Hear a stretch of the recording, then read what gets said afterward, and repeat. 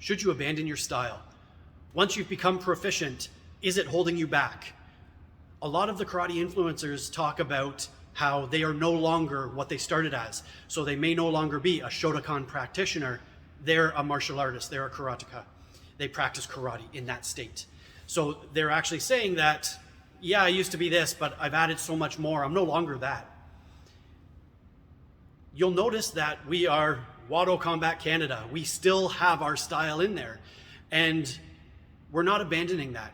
And I just want to give a little bit of context on why that is. It's not that we are pigeonholing ourselves into one aspect of the martial arts.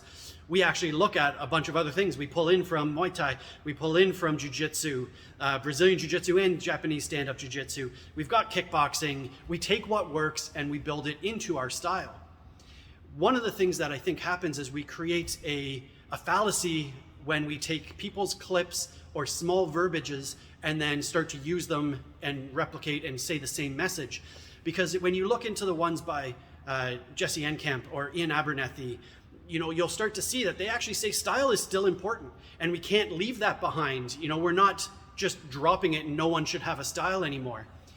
What they're saying is that it can't be a controlling factor of you learning. If you're trying to preserve your style to what was taught to you and what was taught before that, styles didn't exist. And this is absolutely right.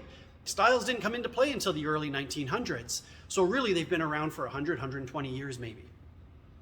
So your root is, yes, still karate. And Ian Abernethy has a great quote where he actually says that karate is a tree and each limb is a different style, and those then branch off and form new limbs, and that's a sign of growth and a sign of health. And the whole thing becomes stronger because we can start to explore different aspects.